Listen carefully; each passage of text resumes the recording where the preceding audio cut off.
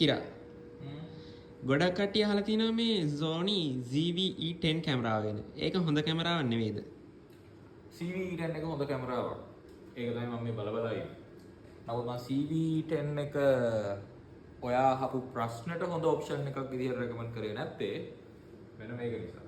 දැන් ZV-E10 කැමරාව අපි බැලුවොත් ඔක්කොම දාලා තියෙනවා ලිස්ට් කරලා තියෙන්නේ 1,60,000යි 50,000යි ඔය වගේ ගණන් වලට. අපි හිතමුකෝ 1,30,000කට වගේ ගත්තා කියලා.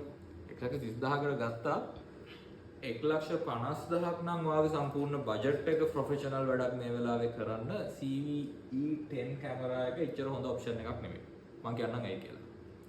Sony වල තියෙන ZV-E10 එකේ තියෙන ප්‍රශ්නේ තමයි Sony වල තියෙන බොහොම මේ ජනප්‍රිය කැමරාවක් තියෙනවා. මම මේ කම්පැරිසන් එකට ඔයාලට දාගත්තා. මේ Sony A64,000 කියන කැමරා එක. මේක ඇත්තටම මීට අවුරුදු 5කට වගේ කලින් ආපු හොඳ සොලිඩ් කැමරා එකක්. ඔය 6400 කියන ඔය කැමරා එකේ තියෙන සෙන්සර් එකම තමයි ඒගොල්ලන්ගේ මේ තියෙන චූටි බොඩි එකකට දාලා ඒගොල්ලෝ ZV-E10 කියන කැමරා එක විදිහට රිලීස් කරලා තියෙනවා. එතකොට ඕකේ පුළුවන් 4K ෂූට් කරන්න. ඒ වගේම වීඩියෝ ප්‍රොෆෙෂනල් ඔයා කරද්දි විශේෂයෙන් ලොග් ෆෝමැට් එකෙන් අපි ෂූට් කරන්න ඕනේ කියලා කියනවා. පස්සේ කලර් ග්‍රේඩ් කරද්දි ඔයාට ෆ්ලෙක්සිබල් විදිහට ඒක කරගන්න. නමුත් ඕකේ තියෙන මේ කලර් කොඩෙක් එක නම් ඔය S-Log කියන ලොග් ෆෝමැට් එකේ ෂූට් කරන්න එච්චරම හොඳ එකක් නෙමෙයි. හැබැයි M50 එකක් එක්ක වගේ කම්පෙයාර් කරද්දී ඔයාලට පෝස්ට් ප්‍රොඩක්ෂන්ස් වල හොඳ කලර් කේපබිලිටි එකක්, ඒ කියන්නේ මේ කලර් ග්‍රේඩ් කරන වර්ක් ෆ්ලෝ එක ගැන හොඳ අදහසක් තියෙනවා නම් ඕකෙන් වැඩක් ගන්න පුළුවන්. දැන් M50 වගේ කැමරාවක තියෙන ඇඩ්වාන්ටේජ් එක තමයි ඔයා බිගිනර් කෙනෙක් නම් ඔයා ස්ට්‍රේට් අවුට් ඔෆ් ද කැමරාවෙන් කෙලින්ම එළියට අරගෙන ඒ ඉමේජ් එක එහෙමත් නැත්නම් වීඩියෝ එක ඔයා පෝස්ට් කරන්න හිතාගෙන ඉන්නවා නම් ඔයාට කලර් ග්‍රේඩින් සම්බන්ධයෙන් සාම එච්චර ලොකු අදහසක් නැත්නම් ඔය පරණ ජෙනරේෂන් එකේ Sony කැමරාස් වලට වැඩිය Canon වල එන කලර් සයන්ස් එක, ඒ කියන්නේ මේ ෆොටෝ එක දැක්කම හරි ලස්සනයි.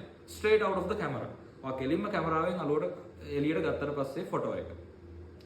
අනිත් තියෙන ප්‍රශ්නේ තමයි එතකොට ඔයා බිගිනර් කෙනෙක් විදිහට එච්චරව මේ කලර් සයන්ස් එක ගැන මේ කලර් ග්‍රේඩින් ගැන ලොකුවට දැනගෙන ඉන්න ඕනේ නැහැ. හොඳ ඉමේජ් එකක් ඔයාගේ ක්ලයන්ට් ඩිලිවර් කරන්න. ඔයා බර්ත්ඩේ වගේ විදිහට බර්ත්ඩේ ෂූට් එකක් හරි මොනවා හරි ඒ වගේ එකක් කරපුවාම ඔයාට මේක මේ මුලදී වැඩේ පොඩ්ඩක් ලේසි. හැබැයි ඔය පරණ ජෙනරේෂන් එකේ Sony කැමරාස් වල කලර් සයන්ස් එක ස්කින් ටෝන්ස් එහෙම මිනිස්සුන්ගේ හරියට ගද්දි ටිකක් ඒ වැඩේ කම්ප්ලිකේටඩ්. එයාලා ඔය Sony A7S3 වගේ තියෙන කැමරා එකෙන් පස්සේ ආපු ජෙනරේෂන් එකේ, ඒ කියන්නේ නිව ජෙනරේෂන් එකේ A7 IV, එතකොට 6700, A6700 වගේ කැමරාස් වල තියෙන කලර් සයන්ස් එකත් එක්ක ඔක ෆික්ස් කරලා තියෙනවා. නමුත් පරණ ජෙනරේෂන් එකේ ඔය ප්‍රශ්න තියෙනවා. ඊට අමතරව තියෙන ප්‍රශ්නේ තමයි ඔයා 1,30,000කට මේ කැමරා එක ගත්තා.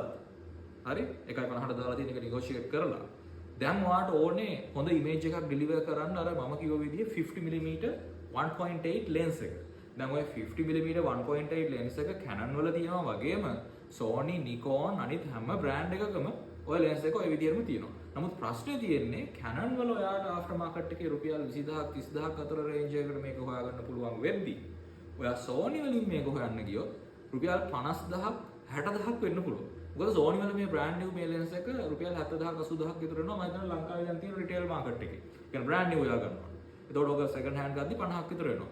දැන් වෙන වැඩේ තමයි ඔයා අර එක්ස්ට්‍රා බැටරිස් ටික අනම්මනම් ඔය ටිකක් ගත්තොත් රයිට්. හැබැයි ඔයාලා මවුන්ට් ඇඩැප්ටර් එකක් අනම්මනම් නම් ඕනේ නැහැ. අරකේ වගේ Canon එකේ වගේ ලක්ෂ 2කට හිට වෙනවා මේ සෙටප් එක.